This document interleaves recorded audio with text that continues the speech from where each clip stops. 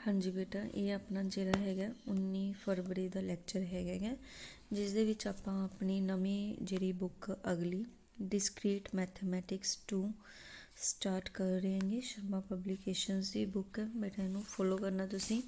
ਤਾਂ ਇਹਦਾ ਆਪਾਂ ਜਿਹੜਾ ਹੈਗਾ ਫਸਟ ਚੈਪਟਰ ਸਟਾਰਟ ਕਰਾਂਗੇ, ਐਨਾਲਾਈਸਿਸ ਆਫ ਐਲਗੋਰਿਦਮਸ। ਠੀਕ ਹੈ, ਐਨਾਲਾਈਸਿਸ ਆਫ ਐਲਗੋਰਿਦਮ ਦੇ ਵਿੱਚ ਜਿਹੜਾ ਹੈਗਾ ਫਸਟ ਆਪਣੇ ਕੋਲ ਡੈਫੀਨੇਸ਼ਨ ਆ ਜਾਂਦੀ ਹੈਗੀ ਐਲਗੋਰਿਦਮ ਦੀ ਕਿ ਐਲਗੋਰਿਦਮ ਕੀ ਹੁੰਦਾ। ਐਲਗੋਰਿਦਮ ਇਜ਼ ਏ ਫਾਈਨਾਈਟ, ਦੇਖੋ ਹਰੇਕ ਵਰਡ ਸਮਝਣਾ ਤੁਸੀਂ।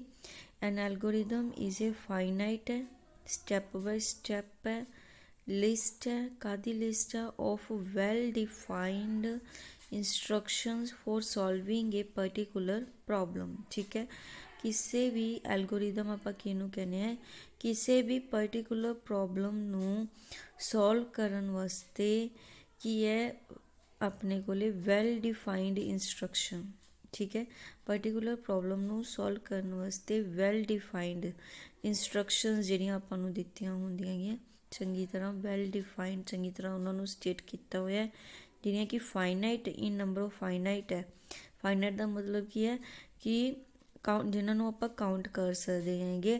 ਆਏ ਨਹੀਂ ਹੈਗਾ ਕਿ ਬਹੁਤ ਜ਼ਿਆਦਾ ਦਿੱਤੀਆਂ ਹੋਈਆਂ ਹੈਗੀਆਂ ਕਿ ਆਪਾਂ ਪੜ੍ਹ ਹੀ ਨਹੀਂ ਸਕਦੇ, ਆਪਾਂ ਉਹਨੂੰ ਛੱਡ ਹੀ ਦਿੰਦੇ ਹਾਂ ਫਿਰ ਤਾਂ, ਹੈ ਨਾ। ਫਾਈਨਾਈਟ ਮੀਨਸ ਕੁਛ ਸਟੈਪਸ ਦੇ ਵਿੱਚ ਜਿਹੜੀ ਉਹ ਖਤਮ ਹੋ ਜਾਂਦੀ, ਅਤੇ ਸਟੈਪ ਬਾਈ ਸਟੈਪ ਆਪਾਂ ਨੂੰ ਇਹ ਲਿਸਟ ਗਿਵਨ ਹੈਗੀ। ਠੀਕ ਹੈ, ਇੱਕ ਤੋਂ ਬਾਅਦ ਇੱਕ ਆਪਾਂ ਨੂੰ ਇਹ ਲਿਸਟ ਦਿੱਤੀ ਜਾਂਦੀ ਹੈ ਇੰਸਟਰਕਸ਼ਨਸ ਦੀ, ਜਿਹੜੇ ਕਿ ਵੈਲ ਡਿਫਾਈਨਡ, ਉਹਨਾਂ ਨੂੰ ਚੰਗੀ ਤਰ੍ਹਾਂ ਸਟੇਟਮੈਂਟ ਦਿੱਤੀ ਹੋਈ ਹੈ, ਡਿਫਾਈਨ ਕੀਤਾ ਹੋਇਆ ਕਿ ਇੰਸਟਰਕਸ਼ਨ ਜਿਹੜੀਆਂ ਹੈਗੀਆਂ ਇੱਦਾਂ ਨਹੀਂ ਲਿਖੀਆਂ ਹੋਈਆਂ ਕਿ ਜਿਹੜੀਆਂ ਆਪਾਂ ਨੂੰ ਸਮਝ ਹੀ ਨਹੀਂ ਆ ਰਹੀਆਂ ਹੈਗੀਆਂ। ਠੀਕ ਹੈ, ਵੈਲ ਡਿਫਾਈਨਡ ਇੰਨੀ ਮਤਲਬ ਈਜ਼ੀ ਲੈਂਗੁਏਜ 'ਚ ਲਿਖੀਆਂ ਹੋਈਆਂ ਕਿ ਜਿਹੜੀਆਂ ਆਪਾਂ ਨੂੰ ਚੰਗੀ ਤਰ੍ਹਾਂ ਸਮਝ ਆ ਰਹੀਆਂ, ਤਾਂ ਉਸ ਚੀਜ਼ ਨੂੰ ਆਪਾਂ ਕੀ ਕਹਿ ਦਿੰਦੇ ਹੈਗੇ, ਐਲਗੋਰਿਦਮ ਕਹਿ ਦਿੰਦੇ ਹੈਗੇ। ਜੇ ਆਪਾਂ ਇਹਨੂੰ ਬੇਟਾ ਐਗਜ਼ਾਮਪਲ ਦੇ ਥਰੂ ਸਮਝੀਏ ਕਿ ਜੋ ਐਲਗੋਰਿਦਮ ਕੀ ਹੈਗਾ, ਬੇਸਿਕਲੀ ਜੇ ਆਪਾਂ ਨੋਰਮਲ ਗੱਲ ਕਰੀਏ ਆਮ ਲਾਈਫ ਦੇ ਵਿੱਚ, ਤਾਂ ਆਪਣੀ ਲਾਈਫ ਦੀਆਂ ਬਹੁਤ ਸਾਰੀਆਂ ਪ੍ਰੋਬਲਮਸ ਹੁੰਦੀਆਂ ਹੈਗੀਆਂ। ਠੀਕ ਹੈ, ਤਾਂ ਜਾਂ ਕੋਈ ਵੀ ਆਪਾਂ ਡੇਲੀ ਕੀ ਹੈ ਰੂਟੀਨ ਦੇ ਵਿੱਚ ਕੋਈ ਨਾ ਕੋਈ ਪ੍ਰੋਬਲਮਸ ਹੁੰਦੀਆਂ, ਜਿਸ ਤਰ੍ਹਾਂ ਕਿ ਆਪਾਂ ਕਹਿ ਲਈਏ ਕਿ ਸਪੋਜ਼ ਆਪਾਂ ਨੇ ਕੀ ਹੈ ਚਾਹ ਰੱਖਣੀ ਹੈਗੀ। ਠੀਕ ਹੈ, ਦੈਟ ਇਜ਼ ਆਪਾਂ ਨੂੰ ਪ੍ਰੋਬਲਮ ਦੇ ਦਿੱਤੀ ਗਈ ਕਿ ਤੁਸੀਂ ਚਾਹ ਬਣਾ ਕੇ ਲਿਆਉਣੀ ਹੈ। ਠੀਕ ਹੈ, ਚਾਹ ਮਤਲਬ ਟੀ ਹੈ ਨਾ, ਤੁਸੀਂ ਚਾय ਬਣਾ ਕੇ ਲਾਣੀ ਹੈ। ਜਦੋਂ ਤੁਸੀਂ ਚਾय ਬਣਾ ਕੇ ਲਿਆਉਣੀ ਹੈਗੀ ਤਾਂ ਤੁਸੀਂ ਸਭ ਤੋਂ ਪਹਿਲਾਂ ਤੁਸੀਂ ਕੀ ਕਰੋਗੇ, ਉਹਨੂੰ ਸਟੈਪ ਬਾਈ ਸਟੈਪ ਜਿਹੜਾ ਹੈਗਾ ਪਹਿਲਾਂ ਤਾਂ ਤੁਸੀਂ ਸਾਰਾ ਦਾ ਸਾਰਾ ਮਟੀਰੀਅਲ ਇਕੱਠਾ ਕਰੋਗੇ ਕਿ ਚਾਹ ਬਣਾਉਣ ਵਾਸਤੇ ਤੁਹਾਨੂੰ ਸਭ ਤੋਂ ਪਹਿਲਾਂ ਇੱਕ ਫਰਾਈ ਪੈਨ ਚਾਹੀਦਾ ਹੈ ਨਾ। ਫਰਾਈ ਪੈਨ ਦੇ ਵਿੱਚ ਉਸ ਤੋਂ ਬਾਅਦ ਉਹਦੇ ਵਿੱਚ ਆਪਾਂ ਨੇ ਕੀ ਕਰਨਾ ਹੈਗਾ, ਫਰਾਈ ਪੈਨ 'ਚ ਪਾਉਣ ਵਾਸਤੇ ਪਾਣੀ ਚਾਹੀਦਾ ਹੈ, ਚਾਹ ਪੱਤੀ ਚਾਹੀਦੀ ਹੈਗੀ। ਠੀਕ ਹੈ, ਜੋ ਵੀ ਸਮਾਨ ਤੁਹਾਨੂੰ, ਚੀਨੀ ਚਾਹੀਦੀ ਹੈਗੀ, ਦੁੱਧ ਚਾਹੀਦਾ ਹੈਗਾ। ਠੀਕ ਹੈ ਨਾ, ਇਹ ਸਾਰੀਆਂ ਚੀਜ਼ਾਂ ਮਤਲਬ ਜਿਹੜੀਆਂ ਤੁਹਾਨੂੰ ਚਾਹੀਦੀਆਂ ਹੈਗੀਆਂ ਉਹਨਾਂ ਨੂੰ ਇਕੱਠਾ ਕਰੋਗੇ। ਗੈਸ ਚਾਹੀਦਾ, ਚੁੱਲ੍ਹਾ ਚਾਹੀਦਾ ਜਿਹਦੇ ਉੱਤੇ ਤੁਸੀਂ ਚਾਹ ਬਣਾਓਗੇ। ਸਾਰੀਆਂ ਚੀਜ਼ਾਂ ਇਹ ਕਿ ਇਨਪੁੱਟ ਦਾ ਜਿਵੇਂ ਆਪਣਾ ਕੰਮ ਕਰਦੀਆਂ ਹੈਗੀਆਂ। ਕਲੀਅਰ? ਇਸ ਤਰ੍ਹਾਂ ਮਤਲਬ ਉਹਨੂੰ ਕਿ ਆਪਾਂ ਕਰਨਾ ਇੱਕ ਵੈਲ ਡਿਫਾਈਨ ਤਰੀਕੇ ਨਾਲ ਜਿਹੜਾ ਕਰ ਰਹੇ ਹੈਗੇ ਕਿ ਜਿਸ ਦੇ ਵਿੱਚ ਆਪਾਂ ਕੁਛ ਨਾ ਕੁਛ ਪਾ ਰਹੇ ਹੈਗੇ ਅਤੇ ਪਲੱਸ ਉਹਦੀ ਆਪਾਂ ਨੂੰ ਕੁਛ ਨਾ ਕੁਛ ਆਊਟਪੁੱਟ ਵੀ ਮਿਲ ਰਹੀ ਹੈਗੀ। ਠੀਕ ਹੈ, ਕੁਛ ਨਾ ਕੁਛ ਕੀ ਹੈ ਆਊਟਪੁੱਟ ਵੀ, ਮਤਲਬ ਆਏ ਨਹੀਂ ਹੋਣਾ ਚਾਹੀਦਾ ਕਿ ਆਪਾਂ ਕੋਈ ਪ੍ਰੋਬਲਮ ਸੋਲਵ ਕੀਤੀ ਗਈ ਅਤੇ ਪ੍ਰੋਬਲਮ ਸੋਲਵ ਕਰੀ ਜਾ ਰਹੇ ਹਾਂ ਅਤੇ ਆਪਾਂ ਨੂੰ ਕੋਈ ਆਊਟਪੁੱਟ ਹੀ ਨਹੀਂ ਮਿਲ ਰਹੀ, ਮੀਨਸ ਆਪਣੇ ਐਂਡ 'ਤੇ ਪ੍ਰੋਬਲਮ ਸੋਲਵ ਹੀ ਨਹੀਂ ਹੋਈ। ਬਾਅਦ 'ਚੋਂ ਪਤਾ ਚੱਲਿਆ ਸਟੇਟਮੈਂਟ ਹੀ ਗਲਤ ਹੈਗੀ, ਜਿਵੇਂ ਆਪਾਂ ਕਹਿ ਦਿੰਦੇ ਹਾਂ ਕਿ this is the false statement. ਇੱਦਾਂ ਨਹੀਂ ਹੋਣਾ ਚਾਹੀਦਾ ਗਾ। ਮਤਲਬ ਜਦੋਂ ਵੀ ਆਪਾਂ ਕੋਈ ਪ੍ਰੋਬਲਮ ਸੋਲਵ ਕਰਦੇ ਹਾਂ ਆਪਾਂ ਨੂੰ ਐਂਡ 'ਤੇ ਘੱਟੋ ਘੱਟ ਇੱਕ ਆਊਟਪੁੱਟ ਜਾਂ ਇੱਕ ਰਿਜ਼ਲਟ ਜ਼ਰੂਰ ਮਿਲਣਾ ਚਾਹੀਦਾ ਕਿ ਕਿਸ ਤਰ੍ਹਾਂ ਐਲਗੋਰਿਦਮ ਦੇ ਵਿੱਚ ਇਹ ਹੁੰਦਾ ਹੈਗਾ ਕਿ ਕਿਸ ਤਰ੍ਹਾਂ ਜੋ ਪ੍ਰੋਬਲਮ ਆਪਾਂ ਉਹਨੂੰ ਫਾਈਨਾਈਟ ਸਟੈਪਸ ਦੇ ਵਿੱਚ ਸੋਲਵ ਕੀਤਾ ਗਾ ਅਤੇ ਉਹਨੂੰ ਕੀ ਕੀਤਾ ਆਪਾਂ ਨੇ ਜਿਹੜਾ ਹੈਗਾ ਆਪਾਂ ਨੂੰ ਉਸ ਤੋਂ ਇੱਕ ਫਾਈਨਲ ਇੱਕ ਰਿਜ਼ਲਟ ਵੀ ਮਿਲਿਆ। ਜਿਵੇਂ ਇਹਦੀਆਂ ਕਰੈਕਟਰਿਸਟਿਕਸ ਅੱਗੇ ਲਿਖਿਆ ਹੋਈਆਂ ਕਿ ਕਰੈਕਟਰਿਸਟਿਕਸ ਆਫ ਐਲਗੋਰਿਦਮ ਕੀ ਹੈ ਕਿ ਫਸਟ ਇਨਪੁੱਟ ਕਿ ਦਾ ਐਲਗੋਰਿਦਮ ਰਿਸੀਵਜ਼ ਇਨਪੁੱਟ। ਜਦੋਂ ਵੀ ਆਪਾਂ ਕੋਈ ਪ੍ਰੋਬਲਮ ਸੋਲਵ ਕਰਦੇ ਹਾਂ ਤਾਂ ਉਹਦੇ ਵਿੱਚ ਆਪਾਂ ਕੁਛ ਨਾ ਕੁਛ ਪਾਉਂਦੇ ਹਾਂ। 0 ਔਰ ਮੋਰ ਕੁਆਂਟੀਟੀਜ਼ ਆਰ ਸਪਲਾਈਡ, ਇਹਦੇ ਵਿੱਚ ਕੋਈ ਨਾ ਕੋਈ ਕੁਆਂਟਿਟੀ, ਜਿਵੇਂ ਕਿ ਚਾਹ ਬਣਾਉਣ ਵਾਸਤੇ ਆਪਾਂ ਨੇ ਕਿੰਨੀਆਂ ਚੀਜ਼ਾਂ ਉਹਦੇ ਵਿੱਚ ਪਾਈਆਂ, ਚਾਹ ਪੱਤੀ ਪਾਈ, ਖੰਡ ਪਾਈ, ਪਾਣੀ ਪਾਇਆ, ਦੁੱਧ ਪਾਇਆ, ਹੈ ਨਾ। ਇਹ ਸਾਰੀਆਂ ਕੀ ਹੁੰਦੀਆਂ ਇਨਪੁੱਟ ਕੁਆਂਟੀਟੀਜ਼ ਆ ਗਈਆਂ ਹੈਗੀਆਂ। ਆਊਟਪੁੱਟ ਤੁਹਾਨੂੰ ਦੱਸਿਆ ਐਲਗੋਰਿਦਮ ਪ੍ਰੋਡਿਊਸਸ ਆਊਟਪੁੱਟ। ਜਦੋਂ ਵੀ ਕੋਈ ਪ੍ਰੋਬਲਮ ਆਪਾਂ ਸੋਲਵ ਕਰਦੇ ਹਾਂ ਤਾਂ ਆਪਾਂ ਨੂੰ ਉਹਦਾ ਕੁਛ ਨਾ ਕੁਛ ਆਊਟਪੁੱਟ ਜ਼ਰੂਰ ਮਿਲਦਾ। ਜਿਵੇਂ ਜਦੋਂ ਚਾਹ ਬਣਾਈ ਤਾਂ ਆਪਾਂ ਨੂੰ ਉਹਦਾ ਆਊਟਪੁੱਟ ਕੀ ਚਾਹ ਬਣਾਉਣ ਲੱਗੇ ਤਾਂ ਸਾਰਾ ਸਮਾਨ ਮਿਕਸ ਕਰਕੇ ਇਸ ਤੋਂ ਬਾਅਦ ਆਪਣੇ ਕੋਲ ਕੀ ਹੈ ਪੀਣ ਵਾਸਤੇ ਚਾਹ ਜਿਹੜੀ ਉਹ ਰੈਡੀ ਹੋ ਗਈ। ਐਟਲੀਸਟ 1 ਕੁਆਂਟਿਟੀ ਜ਼ਰੂਰ ਪ੍ਰੋਡਿਊਸ ਹੋਣੀ ਚਾਹੀਦੀ ਹੈ। ਜਾਂ ਕਿਸੇ ਵੀ ਤਰ੍ਹਾਂ ਦੀ ਮੈਥ ਦੀ ਪ੍ਰੋਬਲਮ ਜਦੋਂ ਆਪਾਂ ਸੋਲਵ ਕਰਦੇ ਹੈਗੇ, ਆਪਾਂ ਨੂੰ ਕੋਈ ਇਕੁਏਸ਼ਨ ਗਿਵਨ ਹੈਗੀ ਹੈ ਨਾ, ਆਪਾਂ ਉਹਨੂੰ ਸੋਲਵ ਕਰ ਰਹੇ ਹਾਂ ਅਤੇ ਐਂਡ 'ਤੇ ਆਪਾਂ ਨੂੰ ਜਿਵੇਂ ਆਪਾਂ ਨੂੰ ਐਕਸ ਦੀਆਂ ਵੈਲਿਊਜ਼ ਮਿਲ ਜਾਂਦੀਆਂ, ਘੱਟੋ ਘੱਟ ਇੱਕ ਵੈਲਿਊ ਤਾਂ ਆਪਾਂ ਨੂੰ ਮਿਲਦੀ ਹੈ, that is the output। Precision ਹੁੰਦਾ ਹੈ, the steps are precisely stated, clear ਹੋਣੇ ਚਾਹੀਦੇ ਹੈਗੇ, ਐਗਜ਼ੈਕਟਨੈਸ ਹੋਣੀ ਚਾਹੀਦੀ ਹੈਗੀ, ਜੋ ਵੀ ਜਾਂ ਮਤਲਬ ਜੋ ਵੀ ਤੁਸੀਂ ਜਿਹੜੀਆਂ ਸਟੇਟਮੈਂਟਸ ਉੱਥੇ ਲਿਖ ਰਹੇ ਹੋ ਜਾਂ ਸਟੈਪਸ ਆ ਉਹ ਕਲੀਅਰ ਹੋਣੇ ਚਾਹੀਦੇ ਹੈ, ਸਮਝ ਹੋਣੇ ਚਾਹੀਦੇ ਆ। ਡਿਟਰਮਿਨਿਜ਼ਮ ਦੇ ਵਿੱਚ ਕਹਿੰਦੇ each step of execution are unique. ਉਹ ਕੀ ਹੋਣਾ ਚਾਹੀਦਾ ਹੈਗਾ, ਜਿਹੜੇ ਰਿਜ਼ਲਟਸ ਹੈ ਉਹ ਯੂਨੀਕ ਹੋਣੇ ਚਾਹੀਦੇ, ਆਏ ਨਹੀਂ ਹੋਣਾ ਚਾਹੀਦਾ ਇੱਕੋ ਹੀ ਸਟੈਪ ਆਪਾਂ ਬਾਰ ਰਿਪੀਟ ਕਰ ਰਹੇ ਹੈਗੇ। Are determine only by the inputs and the results of the proceeding step. ਹਰੇਕ ਅਗਲਾ ਸਟੈਪ ਪਿਛਲੇ ਸਟੈਪ ਤੋਂ ਅਗਲਾ ਸਟੈਪ ਹੋਣਾ ਚਾਹੀਦਾ, ਆਈ ਨਹੀਂ ਚਾਹੁੰਦਾ ਉਹਨੂੰ ਹੀ ਆਪਾਂ ਰਿਪੀਟ ਕਰ ਰਹੇ ਹੈਗੇ। ਫਾਈਨਾਈਟਨੈਸ ਹੋਣੀ ਚਾਹੀਦੀ ਹੈ, ਤੁਹਾਨੂੰ ਪਹਿਲਾਂ ਵੀ ਦੱਸਿਆ ਜੋ ਵੀ ਇੰਸਟਰਕਸ਼ਨਸ ਆਪਾਂ ਨੂੰ ਮਿਲ ਰਹੀਆਂ ਹੈਗੀਆਂ ਉਹ ਕੀ ਹੋਣੀ ਚਾਹੀਦੀਆਂ ਹੈਗੀਆਂ, ਫਾਈਨਾਈਟ ਨੰਬਰ ਆਫ ਸਟੈਪਸ ਹੋਣੇ ਚਾਹੀਦੇ ਆ, ਆਈ ਨਹੀਂ ਹੋਣਾ ਚਾਹੀਦਾ ਬਸ ਕੰਟੀਨਿਊ ਚੱਲੀ ਜਾਵੇ ਕਿਤੇ ਜਾ ਕੇ ਖਤਮ ਹੀ ਨਾ ਹੋਵੇ। ਠੀਕ ਹੈ, ਸਟੈਪਸ ਜਿਹੜੇ ਆ ਉਹ ਫਾਈਨਾਈਟ ਨੰਬਰ ਹੋਣੇ ਚਾਹੀਦੇ। ਕਰੈਕਟਨੈਸ ਹੋਣੀ ਚਾਹੀਦੀ ਹੈ ਕਿ ਜੋ ਵੀ ਆਪਾਂ ਕੰਮ ਕਰ ਰਹੇ ਹੈਗੇ ਜਾਂ ਜੋ ਵੀ ਆਪਾਂ ਨੂੰ ਆਊਟਪੁੱਟ ਉੱਥੋਂ ਮਿਲ ਰਹੀ ਆ ਉਹ ਕੀ ਹੋਣੀ ਚਾਹੀਦੀ ਹੈ, ਸਹੀ ਹੋਣੀ ਚਾਹੀਦੀ ਹੈ, ਕਰੈਕਟ ਹੋਣੀ ਚਾਹੀਦੀ ਹੈ। ਗਲਤ ਆਊਟਪੁੱਟ ਗਲਤ ਰਿਜ਼ਲਟਸ ਸ਼ੋ ਨਹੀਂ ਕਰਨੇ ਚਾਹੀਦੇ ਹੋਣੇ ਚਾਹੀਦੇ ਕਿ ਆਪਾਂ ਕਹਿ ਦਈਏ ਗਲਤ ਰਿਜ਼ਲਟ ਕਰਕੇ ਕਿ ਆਪਣੇ ਆਊਟਪੁੱਟ ਆ ਗਏ, ਨੋ ਇੱਦਾਂ ਨਹੀਂ ਹੋਣਾ ਚਾਹੀਦਾ। ਉਸ ਤੋਂ ਬਾਅਦ ਜਨਰੈਲਿਟੀ ਆ ਜਾਂਦੀ ਹੈ ਕਿ ਮੀਨਸ ਜੋ ਆਪਾਂ ਆਊਟਪੁੱਟ ਕੱਢ ਰਹੇ ਹਾਂ ਉਹਨੂੰ ਆਪਾਂ ਜਨਰਲ ਬਾਕੀ ਚੀਜ਼ਾਂ ਦੇ ਉੱਤੇ ਵੀ ਅਪਲਾਈ ਕਰ ਸਕਦੇ, ਜਰਨਲਾਈਜ਼ ਕਰ ਸਕਦੇ ਹਾਂ। ਇਫੈਕਟਿਵਨੈਸ ਹੋਣੀ ਚਾਹੀਦੀ ਹੈ, every instruction must be very basic. ਜੋ ਵੀ ਇੰਸਟਰਕਸ਼ਨ ਹੋਣੀ ਚਾਹੀਦੀ ਹੈ ਉਹ ਬੇਸਿਕ ਹੋਣੀ ਚਾਹੀਦੀ ਹੈ ਅਤੇ ਉਹਦਾ ਕੋਈ ਨਾ ਕੋਈ ਇਫੈਕਟ ਪੈਣਾ ਚਾਹੀਦਾ ਹੈ ਕਿ ਆਪਾਂ ਨੂੰ ਲੱਗੇ ਕਿ ਹਾਂ ਇਹ ਇੰਪੋਰਟੈਂਟ ਹੈ, ਐਵੇਂ ਨਹੀਂ ਮਤਲਬ ਵਿੱਚ ਪਾ ਰੱਖੀ ਹੈਗੀ ਕੋਈ ਵੀ ਇੰਸਟਰਕਸ਼ਨ। ਕਲੀਅਰ, ਇਸ ਤਰ੍ਹਾਂ ਜਿਹੜੀ ਇਹ ਐਲਗੋਰਿਦਮ ਦੀ ਡੈਫੀਨੇਸ਼ਨ ਅਤੇ ਕਰੈਕਟਰਿਸਟਿਕਸ ਆ ਜਾਂਦੀਆਂ ਹੈਗੀਆਂ। ਨੈਕਸਟ ਆਪਣੇ ਕੋਲ ਜਿਹੜਾ ਟੋਪਿਕ ਆ ਜਾਂਦਾ ਹੈ that is the function for computer science. Functions for computer science, ਇਹਦੇ ਵਿੱਚ ਕੁਝ ਫੰਕਸ਼ਨਸ ਆ ਜਾਂਦੇ ਹੈਗੇ ਜਿਵੇਂ ਕਿ ਫਸਟ ਆਪਣੇ ਕੋਲ ਹੈਗਾ ਫਲੋਰ ਫੰਕਸ਼ਨ। ਫਲੋਰ ਫੰਕਸ਼ਨ ਕੀ ਹੁੰਦਾ ਹੈਗਾ, ਜੇ ਆਪਾਂ ਨੂੰ ਕੋਈ X any real number given ਹੈ then floor function of X means floor function of X ਕੀ ਹੋਏਗਾ, the greatest integer which is less than or equal to X. ਠੀਕ ਹੈ, ਉਹ ਵੈਲਿਊ ਐਕਸ ਦੀ ਦਾ ਗ੍ਰੇਟੈਸਟ ਇੰਟੀਜ਼ਰ ਸਭ ਤੋਂ ਬੜਾ ਇੰਟੀਜ਼ਰ ਜਿਹੜਾ ਐਕਸ ਤੋਂ ਛੋਟਾ ਹੋਣਾ ਚਾਹੀਦਾ ਜਾਂ ਐਕਸ ਦੇ ਇਕੁਅਲ ਹੋਣਾ ਚਾਹੀਦਾ, then that is the floor function. ਇਹਨੂੰ ਡਿਨੋਟ ਕਿਸ ਜਿਹੜੀ ਆਪਣੀ ਸਕੁਅਰ ਬ੍ਰੈਕਟ ਹੁੰਦੀ ਹੈ ਇਹਦਾ ਉੱਪਰ ਵਾਲਾ ਓਪਨ ਕਰ ਦੇਣਾ, ਨੀਚੇ ਵਾਲਾ ਰੱਖਣਾ, ਇਹ ਆਪਾਂ ਨੂੰ ਫਲੋਰ ਸ਼ੋ ਕਰੇਗਾ। ਠੀਕ ਹੈ, ਫਲੋਰ ਫੰਕਸ਼ਨ ਹੈ। ਜੇ ਐਗਜ਼ਾਮਪਲ ਸਮਝੀਏ ਤਾਂ ਮੀਨਸ ਜਿਵੇਂ ਕਿ 3.14 ਹੈ, ਠੀਕ ਹੈ, ਉਹ ਗ੍ਰੇਟੈਸਟ ਇੰਟੀਜ਼ਰ ਜਿਹੜਾ ਐਕਸ ਤੋਂ ਜਾਂ ਤਾਂ ਛੋਟਾ ਹੋਏਗਾ ਜਾਂ ਐਕਸ ਦੇ ਇਕੁਅਲ ਹੋਏਗਾ। ਹੁਣ ਗ੍ਰੇਟੈਸਟ ਇੰਟੀਜ਼ਰ ਲੈਣਾ, ਦੇਖੋ ਬੇਟਾ ਗ੍ਰੇਟੈਸਟ ਇੰਟੀਜ਼ਰ ਦੀ ਗੱਲ ਹੋ ਰਹੀ ਹੈ, ਪਹਿਲਾਂ ਤਾਂ ਇਹ ਤੁਸੀਂ ਸਮਝੋ ਇੰਟੀਜ਼ਰ ਯਾਨੀ ਕਿ ਪੁਆਇੰਟਾਂ ਦੇ ਵਿੱਚ ਆਪਣੀ ਵੈਲਿਊ ਨਹੀਂ ਹੋਣੀ ਚਾਹੀਦੀ, ਇੰਟੀਜ਼ਰ ਹੋਣਾ ਚਾਹੀਦਾ 0 1 2 3 4। ਹੁਣ ਅਜਿਹਾ ਕਿਹੜਾ ਇੰਟੀਜ਼ਰ ਹੈ ਜਿਹੜਾ 3.14 ਤੋਂ ਛੋਟਾ ਵੀ ਹੈ ਬਾਕੀ ਸਾਰਿਆਂ ਤੋਂ ਬੜਾ, ਬਾਕੀ ਜਿੰਨੇ ਵੀ ਇੰਟੀਜ਼ਰਸ ਉਹਨਾਂ ਤੋਂ ਬੜਾ, ਦੈਟ ਇਜ਼ ਦਾ 3। ਕਲੀਅਰ, ਇਹਨੂੰ ਆਪਾਂ ਜੇ ਨੰਬਰ ਲਾਈਨ 'ਤੇ ਸਮਝਣ ਦੀ ਕੋਸ਼ਿਸ਼ ਕਰੀਏ ਤਾਂ ਬੇਟਾ ਮੈਂ ਤੁਹਾਨੂੰ ਇਹਦਾ ਇੱਕ ਸਿੰਪਲ ਤਰੀਕਾ ਇਹ ਹੈ।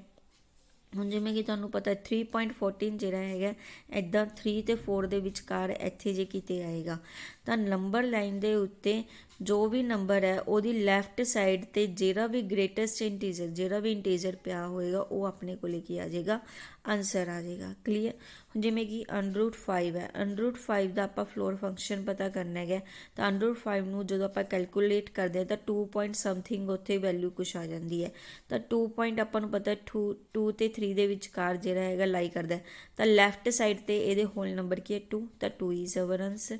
ਸਿਮਿਲਰਲੀ ਮਾਈਨਸ ਜੇ ਆਪਣੇ ਕੋਲ ਇੰਟੀਜ਼ਰਸ ਨੈਗੇਟਿਵ ਵੀ ਹੋ ਸਕਦੇ ਆ ਤਾਂ ਜੇ -9.2 ਆ ਗਿਆ ਤਾਂ -9.2 ਜਿਹੜਾ ਹੈਗਾ ਉਹ ਆਪਣੇ ਕੋਲ ਨੰਬਰ ਲਾਈਨ 'ਤੇ ਇੱਥੇ ਜੇ ਕਿਤੇ ਲਾਈ ਕਰੇਗਾ ਤਾਂ ਇੱਥੇ ਵੀ ਜਿਹੜਾ ਹੈਗਾ -9.2 ਦਾ ਗ੍ਰੇਟੈਸਟ ਇੰਟੀਜ਼ਰ -9.2 ਦੇ ਜਿਹੜਾ ਹੈਗਾ ਲੈਫਟ ਸਾਈਡ 'ਤੇ ਇੰਟੀਜ਼ਰ ਹੋਏਗਾ ਉਹ ਆਪਣਾ ਜਿਹੜਾ ਹੈਗਾ ਆਨਸਰ ਬਣ ਜਾਏਗਾ, -10 ਇਜ਼ ਦਾ ਆਨਸਰ। ਕਲੀਅਰ, ਇੱਥੇ ਵੀ ਆਪਣੇ ਕੋਲ ਜੇ ਹੋਲ ਨੰਬਰ ਹੀ ਪਿਆ ਤਾਂ ਉਹੀ ਆਪਣੇ ਕੋਲ, ਕਿਉਂਕਿ equal to the we property ਹੈਗੀ ਹੈ, ਤਾਂ ਉਹੀ ਆਪਣੇ ਕੋਲ ਕੀ ਆ ਜਾਏਗਾ, ਆਨਸਰ ਆ ਜਾਏਗਾ। ਕਲੀਅਰ ਬੇਟਾ।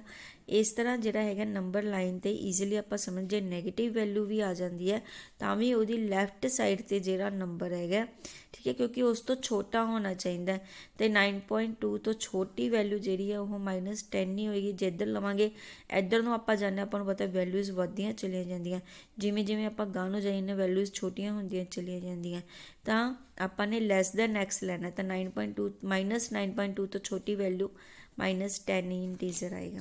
ਕਲੀਅਰ। ਇਹ ਸੀਗਾ ਆਪਣੇ ਕੋਲੇ ਫਲੋਰ ਫੰਕਸ਼ਨ।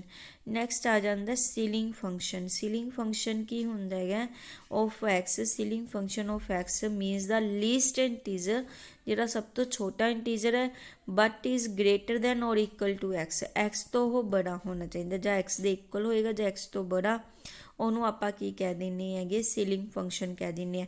ਸੀਲਿੰਗ ਫੰਕਸ਼ਨ ਨੂੰ ਬੇਟਾ ਆਪਾਂ ਉੱਪਰ ਦੀ ਤਰਫ ਸੀਲਿੰਗ ਬਣਾ ਦੇਵਾਂਗੇ। ਹੁਣ ਫਲੋਰ ਖਤਮ ਹੋ ਗਿਆ, ਸੀਲਿੰਗ ਉੱਪਰ ਵਾਲੀ ਸਾਈਡ 'ਤੇ ਆ ਗਈ। ਤਾਂ ਹੁਣ ਇਹਦੇ ਵਿੱਚ ਸੀਲਿੰਗ ਫੰਕਸ਼ਨ ਜਿਵੇਂ 3.14 ਦਾ ਆਪਾਂ 3.14 ਦਾ ਸੀਲਿੰਗ ਫੰਕਸ਼ਨ ਕਰਨਾ ਹੈ, ਤਾਂ ਇਹਦੇ ਵਿੱਚ ਦੇਖੋ ਲੀਸਟ ਸਭ ਤੋਂ ਛੋਟਾ ਬਟ 3.14 ਤੋਂ ਬੜਾ ਇੰਟੀਜ਼ਰ ਹੋਣਾ ਚਾਹੀਦਾ, ਤਾਂ ਦੈਟ ਇਜ਼ 4 ਹੈ ਨਾ। ਇਹਨੂੰ ਵੀ ਆਪਾਂ ਉਸੇ ਤਰੀਕੇ ਨਾਲ ਨੰਬਰ ਲਾਈਨ 'ਤੇ ਸਮਝ ਸਕਦੇ ਹਾਂ। 3.14 ਆਪਾਂ ਇੱਥੇ ਲਾਈ ਕਰਦਾ, ਸਾਰੇ ਇੰਟੀਜ਼ਰਸ ਤੋਂ ਛੋਟਾ ਹੋਣਾ ਚਾਹੀਦਾ ਪਰ 3.14 ਤੋਂ ਬੜਾ ਹੋਣਾ ਚਾਹੀਦਾ। 40 ਇਹਦੇ ਬੜਾ ਕੀ ਆ ਜਾਏਗਾ, ਫਿਰ ਆਪਣੇ ਕੋਲੇ 4 ਆ ਜਾਏਗਾ, ਠੀਕ ਹੈ। ਅਤੇ ਇਹਨੂੰ ਦੂਜਾ ਤਰੀਕਾ ਕੀ ਹੈਗਾ, ਸਿੰਪਲ, ਕਿ ਜਦੋਂ ਵੀ ਸੀਲਿੰਗ ਫੰਕਸ਼ਨ ਤੁਸੀਂ ਕਰਨਾ ਹੈ, ਜੋ ਵੀ ਨੰਬਰ ਆ ਉਹਦੀ ਰਾਈਟ ਹੈਂਡ ਸਾਈਡ 'ਤੇ ਜੋ ਵੀ ਇੰਟੀਜ਼ਰ ਪਿਆ ਹੈਗਾ ਉਹ ਆਪਣੇ ਕੋਲੇ ਕੀ ਆਏਗਾ, ਆਨਸਰ ਆਏਗਾ। ਕਲੀਅਰ। ਤਾਂ 3.14 ਦੀ ਰਾਈਟ ਹੈਂਡ ਸਾਈਡ 'ਤੇ ਕੀ ਆਪਣੇ ਕੋਲੇ 4 ਪਿਆ ਸੀ, 4 is the answer. Under 5 the value ਹੁੰਦੀ 2 ਪੁਆਇੰਟ ਸਮਥਿੰਗ, ਤਾਂ ਇਹਦੀ ਰਾਈਟ ਹੈਂਡ ਸਾਈਡ 'ਤੇ ਵੈਲਿਊ ਕੀ ਆ ਜਾਏਗੀ, 3 ਆ ਜਾਏਗੀ। ਮਾਈਨਸ ਦੇ 9.2 ਐਂਡ ਨੈਗੇਟਿਵ ਵੈਲਿਊ ਹੈ, ਤਾਂ ਇਹਦੀ ਰਾਈਟ ਹੈਂਡ ਸਾਈਡ 'ਤੇ ਵੈਲਿਊ ਕੀ ਆ ਜਾਏਗੀ, -9 ਆ ਜਾਏਗੀ। ਤਾਂ ਰਾਈਟ ਹੈਂਡ ਸਾਈਡ 'ਤੇ ਜੋ ਵੈਲਿਊਜ਼ ਹੁੰਦੀਆਂ ਉਹ ਆਪਣੇ ਕੋਲੇ ਕੀ ਆ ਜਾਂਦੇ, ਹੋਲ ਨੰਬਰ ਜਿਹੜੇ ਹੈ ਉਹ ਆਪਣੇ ਕੋਲੇ ਆਨਸਰ ਬਣ ਜਾਂਦੇ। ਜੇ 17 ਹੀ ਪੂਰੇ ਹੀ ਹੋਲ ਨੰਬਰ ਹੈ ਤਾਂ ਉਹ ਹੀ ਸੈਲਫ ਜਿਹੜਾ ਹੈਗਾ ਆਪਣੇ ਕੋਲੇ ਨੰਬਰ ਹੋਏਗਾ। ਨੈਕਸਟ ਆਪਣੇ ਕੋਲੇ ਆ ਜਾਂਦਾ ਇੰਟੀਜ਼ਰ ਫੰਕਸ਼ਨ ਆ ਜਾਂਦਾ। ਇੰਟੀਜ਼ਰ ਫੰਕਸ਼ਨ ਕੀ ਹੁੰਦਾ ਕਿ ਜੇ ਐਕਸ ਆਪਣੇ ਕੋਲੇ ਕੋਈ ਰੀਅਲ ਨੰਬਰ ਹੈ, then integer of X converts X into an integer by deleting the fractional part. Means ਕੋਈ ਵੀ ਨੰਬਰ ਆਪਾਂ ਨੂੰ ਦਿੱਤਾ ਹੈ ਤੇ ਆਪਾਂ ਉਹਦਾ ਫ੍ਰੈਕਸ਼ਨਲ ਪਾਰਟ ਨੂੰ ਡਿਲੀਟ ਕਰ ਦਈਏ ਤਾਂ ਜੋ ਆਪਣੇ ਕੋਲੇ ਬਚ ਜਾਂਦਾ ਉਹਨੂੰ ਆਪਾਂ ਕੀ ਕਹਿ ਦਿੰਦੇ ਹਾਂ, ਇੰਟੀਜ਼ਰ ਫੰਕਸ਼ਨ ਕਹਿ ਦਿੰਦੇ ਹਾਂ। ਇਹਨੂੰ INT ਇੰਟੀਜ਼ਰ ਫੰਕਸ਼ਨ ਨੂੰ INT ਐਕਸ ਨਾਲ ਡਿਨੋਟ ਕਰਦੇ ਹਾਂ। ਹੁਣ ਜਿਵੇਂ ਕਿ 3.14 ਹੈ, ਇਹਦਾ ਜਿਹੜਾ ਫ੍ਰੈਕਸ਼ਨਲ ਪਾਰਟ ਹੈ ਇਹਨੂੰ ਆਪਾਂ ਛੱਡ ਦੇਵਾਂਗੇ ਤਾਂ 3 ਆਪਣੇ ਕੋਲ ਆਨਸਰ ਆ ਜਾਵੇਗਾ। -3.6 ਹੈ ਤਾਂ 0.6 ਨੂੰ ਛੱਡ ਦਿਓ, -3 is our answer. Clear. That is ਇਹ ਆਪਣੇ ਕੋਲੇ ਕੀ ਬਣ ਜਾਂਦਾ, ਇੰਟੀਜ਼ਰ ਫੰਕਸ਼ਨ ਬਣ ਜਾਂਦਾ ਹੈਗਾ। ਤਾਂ ਇੰਟੀਜ਼ਰ ਫੰਕਸ਼ਨ ਜਿਹੜਾ ਹੁੰਦਾ ਹੈਗਾ ਇੰਟੀਜ਼ਰ ਆਫ ਐਕਸ, ਜੇ ਐਕਸ ਪੋਜ਼ੀਟਿਵ ਹੈ ਤਾਂ ਉਹ ਫਲੋਰ ਫੰਕਸ਼ਨ ਦੇ ਇਕੁਅਲ ਹੁੰਦੀ ਹੈ, ਜੇ ਐਕਸ ਨੈਗੇਟਿਵ ਹੈ ਤਾਂ ਉਹ ਸੀਲਿੰਗ ਫੰਕਸ਼ਨ ਦੇ ਇਕੁਅਲ ਹੋਏਗੀ। ਠੀਕ ਹੈ, ਇਹਨੂੰ ਤੁਸੀਂ ਯਾਦ ਕਰ ਸਕਦੇ ਹੋ।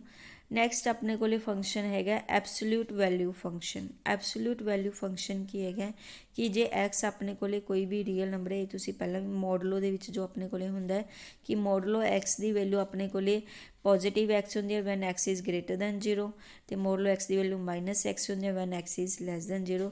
ਦਿਸ is called the absolute function. ਇਹਨੂੰ ABSX ਨਾਲ ਡਿਨੋਟ ਕੀਤਾ ਜਾਂਦਾ ਹੈਗਾ। ਐਗਜ਼ਾਮਪਲ ਲਿਖੀ ਹੋਈ ਹੈ। ਨੈਕਸਟ ਆਪਣੇ ਕੋਲ ਹੈਗੇ ਕਰੈਕਟਰਿਸਟਿਕ ਫੰਕਸ਼ਨ। ਇਹਨੂੰ ਧਿਆਨ ਨਾਲ ਸਮਝਣਾ।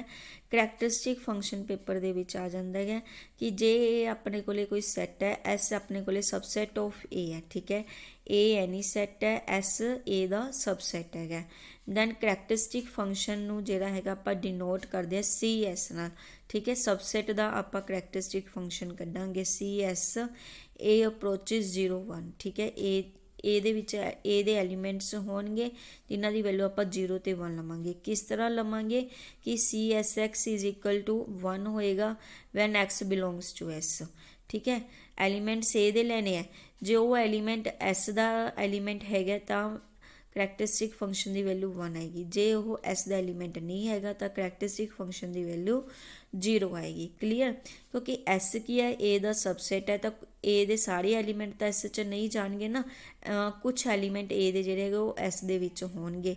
ਤਾਂ ਜੋ ਐਲੀਮੈਂਟ ਐਸ ਦੇ ਐਸ ਦੇ ਵਿੱਚ ਹੋਣਗੇ ਉਹਨਾਂ ਦੀ ਵੈਲਿਊ ਤਾਂ 1 ਬਣ ਜਾਏਗੀ ਕਰੈਕਟਰਿਸਟਿਕ ਫੰਕਸ਼ਨ, ਜਿਹੜੇ ਨਹੀਂ ਹੋਣਗੇ ਉਹਨਾਂ ਦੀ ਵੈਲਿਊ 0 ਹੋ ਜਾਏਗੀ। ਹੁਣ ਇਹਨੂੰ ਆਪਾਂ ਐਗਜ਼ਾਮਪਲ ਦੇ ਥਰੂ ਸਮਝਦੇ ਹਾਂ। ਜਿਵੇਂ ਕਿ ਆਪਾਂ ਨੂੰ ਸੈੱਟ A ਗਿਵਨ ਹੈ ਜਿਹਦੇ ਵਿੱਚ ਐਲੀਮੈਂਟਸ A B C ਹੈ, ਅਤੇ ਸੈੱਟ S ਗਿਵਨ ਹੈ ਜਿਹਦੇ ਵਿੱਚ ਐਲੀਮੈਂਟਸ A ਤੇ B ਗਿਵਨ ਹੈ। ਤਾਂ ਆਪਾਂ ਨੇ CS ਪਤਾ ਕਰਨਾ ਹੈ। ਤਾਂ CS ਦੀ ਡੈਫੀਨੇਸ਼ਨ ਆਪਾਂ ਨੂੰ ਪਤਾ ਹੈ, CS A ਅਪਰੋਚਿਸ 0 1। ਤਾਂ CS ਆਪਾਂ ਇੱਕ ਇੱਕ ਕਰਕੇ ਲਈ ਜਾਵਾਂਗੇ। ਐਲੀਮੈਂਟ A ਦੇ ਸਾਰੇ ਐਲੀਮੈਂਟਸ ਲੈਣੇ CS A। ਹੁਣ A ਤੁਸੀਂ ਦੇਖਣਾ S ਦਾ ਐਲੀਮੈਂਟ ਹੈਗਾ ਤਾਂ ਵੈਲਿਊ ਕੀ ਹੋ ਜਾਏਗੀ 1। ਉਸ ਤੋਂ ਬਾਅਦ B ਲੱਤਾ, B S ਦਾ ਐਲੀਮੈਂਟ ਹੈਗਾ, ਵੈਲਿਊ 1। C S ਦਾ ਐਲੀਮੈਂਟ ਨਹੀਂ ਹੈਗਾ ਤੇ ਇਹਦੀ ਵੈਲਿਊ ਕੀ ਹੋ ਜਾਏਗੀ 0। ਤਾਂ CS 'ਚ ਆਪਣੇ ਕੋਲੇ ਕਿਸ ਤਰ੍ਹਾਂ ਦੇ ਐਲੀਮੈਂਟ ਹੋ ਜਾਣਗੇ, A1 B1 ਤੇ C 0। ਕਲੀਅਰ ਬੇਟਾ। ਇਸੇ ਤਰੀਕੇ ਨਾਲ ਅਗਲੀ ਆਪਾਂ ਨੂੰ A ਸੈੱਟ ਗਿਵਨ ਹੈ, S ਸੈੱਟ ਗਿਵਨ ਹੈ, CS ਆਪਾਂ ਨੇ ਫਾਈਂਡ ਆਊਟ ਕਰਨਾ ਜਿਵੇਂ ਕਿ ਆ ਕੀਤਾ ਸੀ, C ਫਾਈ ਤੇ C A ਵੀ ਫਾਈਂਡ ਆਊਟ ਕਰਨਾ ਹੈ। CS ਕਿਸ ਤਰ੍ਹਾਂ ਫਾਈਂਡ ਆਊਟ ਕਰਨਾ ਇਹ ਤਾਂ ਉੱਪਰ ਪਤਾ ਲੱਗ ਹੀ ਗਿਆ। A ਦੇ ਸਾਰੇ ਐਲੀਮੈਂਟਸ ਲਈ ਜਾਓ, ਜੇ ਤਾਂ S 'ਚ ਹੈਗੇ ਤਾਂ ਵੈਲਿਊ 1, ਜੇ B ਹੁਣ ਜਿਵੇਂ ਨਹੀਂ ਹੈਗਾ 0, C ਹੈਗਾ ਤਾਂ 1, D ਨਹੀਂ ਹੈਗਾ ਤਾਂ ਵੈਲਿਊ 0, ਤਾਂ E ਹੈਗਾ 1 ਆ ਗਈ। ਤਾਂ CS ਦੇ ਐਲੀਮੈਂਟਸ ਬਣ ਜਾਣਗੇ A1 B0 C1 D0 E1। ਠੀਕ ਹੈ। C ਫਾਈ ਤੇ A, ਹੁਣ ਦੇਖੋ C A ਦਾ ਮਤਲਬ ਕੀ ਹੈ, A ਦਾ ਹੀ A ਨਾਲ ਕੱਢਣਾ ਆਪਾਂ ਨੇ, ਹੈ ਨਾ, ਕਿ A ਦੇ ਐਲੀਮੈਂਟ ਤਾਂ ਹੁਣ A ਦੇ ਵਿੱਚ ਹੁੰਦੇ ਹੀ ਹੈ ਸਾਰੇ ਦੇ ਸਾਰੇ, ਤਾਂ it means A1 B1 C1 D1 E1 ਇਸ। ਹੁਣ C ਫਾਈ ਹੈ ਉਹਦੇ ਵਿੱਚ ਮੀਨਸ ਕੋਈ ਐਲੀਮੈਂਟ ਨਹੀਂ ਹੈਗਾ ਗਾ, ਯਾਨੀ ਕਿ ਫਾਈ ਸੈੱਟ ਦੇ ਵਿੱਚ ਕੋਈ ਐਲੀਮੈਂਟ ਨਹੀਂ, A ਦਾ ਕੋਈ ਵੀ ਐਲੀਮੈਂਟ ਜਦੋਂ ਇਹਦੇ ਵਿੱਚ ਨਹੀਂ ਹੈਗਾ ਗਾ ਤਾਂ ਕਰੈਕਟਰਿਸਟਿਕ ਫੰਕਸ਼ਨ ਕੀ ਹੋ ਜਾਏਗਾ 0 0 0। ਕਲੀਅਰ। ਇਸ ਤਰ੍ਹਾਂ ਜਿਹੜਾ ਹੈਗਾ ਆਪਾਂ ਨੇ ਕਰੈਕਟਰਿਸਟਿਕ ਫੰਕਸ਼ਨ ਜਿਹੜਾ ਹੈਗਾ ਉਹ ਤੁਸੀਂ ਕਰਨਾ ਚੰਗੀ ਤਰ੍ਹਾਂ। ਨੈਕਸਟ ਆਪਾਂ ਇਹ ਅਗਲੇ ਲੈਕਚਰ 'ਚ ਕਰਦੇ ਹਾਂ। ਥੈਂਕ ਯੂ ਬੇਟਾ।